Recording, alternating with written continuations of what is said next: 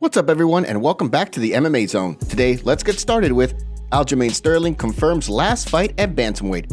UFC bantamweight champion Aljamain Sterling has long teased a move up to 145 pounds. While it seemed to be more of a question of when the Funkmaster plans moving up rather than a question of if he plans to move up, the fact of the matter is that his time at bantamweight seems to be running out. Ahead of his upcoming UFC 292 scrap with Sugar Sean O'Malley, the champ spoke in an interview with Chamakur Sandhu, where he revealed the fight will likely, in fact, be his last at bantamweight. I'm gonna say, win or learn, this is probably my last fight at bantamweight. So you're getting the scoop on that first. More than likely is, and it's not. Even if I were to learn and I didn't get my hand raised, it damn sure ain't because of Sean O'Malley running me out of the division. It's more so is getting old, man. It hurts.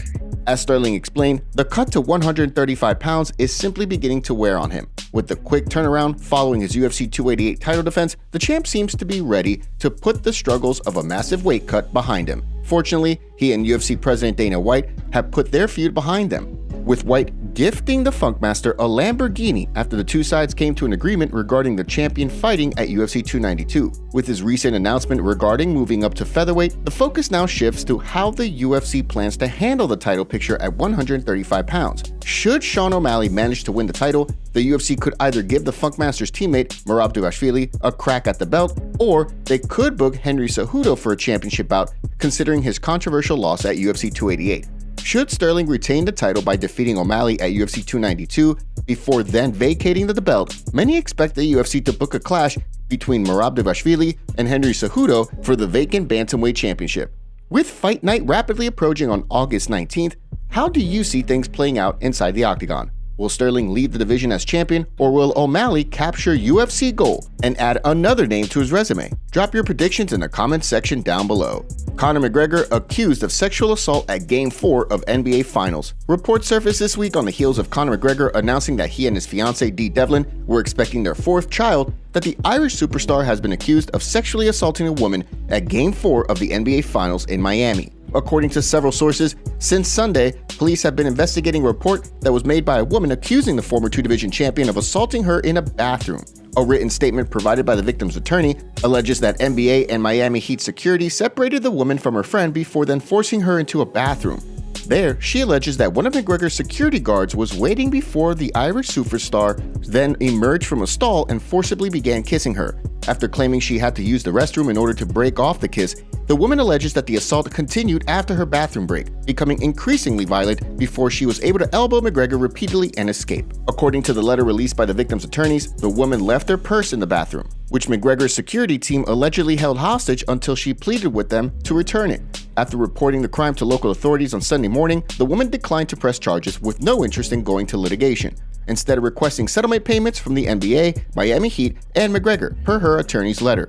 McGregor's representatives have denied the claims, stating to TMZ that McGregor would not be intimidated. So far, the NBA, UFC, and Miami Heat have all relayed statements on the situation, with all three companies confirming they were aware of the situation and are conducting investigations. On Thursday, Michael Chandler was asked about this during an AMA on Twitter, to which he replied that the allegations are quote-unquote fishy. As he went on to point out, many people would have to be in on the crime, and there are likely plenty of security cameras to shed light on the situation. Stay tuned for updates as they become available.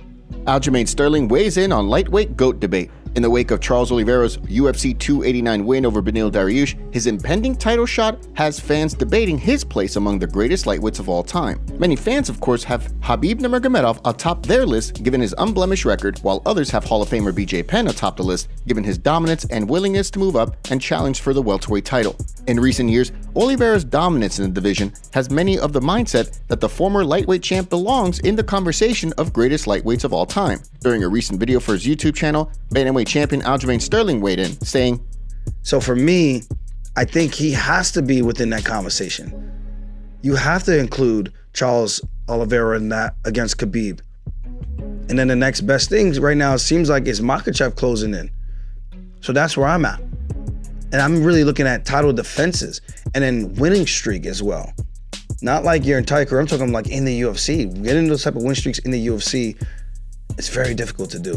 With another opportunity to claim UFC gold on the horizon, where do you think another championship belt puts Oliveira in terms of the greatest lightweights of all time? Drop your thoughts in the comment section below. Before we continue, make sure you give that like button some love, and be sure to subscribe to the MMA Zone for all of the latest news. UFC fights canceled. While there's usually a slew of new fights to announce, this week has seen just the opposite. According to reports, one upcoming fight has been canceled, and 2 others have received the last-minute change ahead of upcoming events. First up, a bantamweight scrap between Miles Johns and Raoni Barcelos, which was set to take place on Saturday, has been called off after Johns suffered an injury. Johns released a statement on his social media account apologizing to his opponent while vowing to return to the octagon as soon as possible. Next up, a UFC Jacksonville fight between Victor Martinez and Trevor Peek will now see Jose Chepe Mariscal step in on short notice after Martinez was forced out of the bout. Mariscal will be looking to make his UFC debut in the midst of a 3-fight win streak that most recently saw him pick up a win under the LFA banner, while Peek looks to keep his undefeated streak alive. Last but certainly not least, a scheduled UFC Jacksonville bout between Zhalgas Zhumagulov and Felipe Bunes will now see Zhumagulov compete against Joshua Van after Bunes was forced out of the fight next weekend. Van will be making his debut in the midst of a 5-fight win streak under the Fury FC banner, while Zhumagulov will be looking to snap a 3-fight skid. Max Holloway teases big move. Former UFC featherweight kingpin Max Holloway is no stranger to 155 pounds, and from the sounds of things, he could be headed back up to the division in pursuit of the BMF title. With Dustin Poirier and Justin Gaethje set to square off at UFC 291 in Salt Lake City, Utah, Holloway opened up on his desire to add the BMF belt to his collection. He spoke on a recent episode of the MMA Hour, saying, "We see how July pans out. We see how my next fight pans out, and we just see the way of the direction. Who knows? We saw that fun BMF belt with Gaethje and Poirier. Me and Poirier for total love, and people keep harassing me about Gaethje anyway. So." Holloway's next fight is likely to be a clash with the Korean Zombie. With the BMF title between Poirier and Gaethje rapidly approaching next month, Holloway could put the pressure on the UFC to book him a fight with the winner, depending on how things play out on July 29th. Israel Adesanya's bold prediction for Francis Ngannou. Former UFC heavyweight champ Francis Ngannou divided the MMA community when he parted ways with the UFC. On one hand, many felt as though he had made a mistake by walking away from what was reportedly one of the biggest contracts in the promotion's history. On the other hand, many applauded him for doing his own thing and carving out his own path in the industry while also fighting for fighters' rights. While Ngannou plans to make his return to MMA under the PFL banner next year, UFC middleweight champion Israel Adesanya believes that we haven't seen the last of Ngannou in the UFC. During a recent appearance in the MMA Hour, he questioned Dana White's claim that Ngannou would never fight in the UFC again, pointing out that the UFC president has gone back on his word plenty of times in the past. Then you understand this is not a guy that just quits. He never just quits. And again, look, Dana said some stuff in the past. Women will never fight in the UFC. It's on video. Look where we are now. Francis will never fight in the UFC again. I think he might do what he does and come back. And then they'll pay him what he deserves, what he's earned, because they've him for a long time. As Helwani and Adesanya agreed, Nate Diaz is another fighter currently outside of the promotion who they believe will return to the octagon in the future as well. It's important to note that Ngannou's contract with the PFL is reportedly for just 2 or 3 fights, meaning he could be a free agent sooner rather than expected. Given that, do you think we'll ever see the former champion inside the octagon again? Drop your predictions in the comment section below.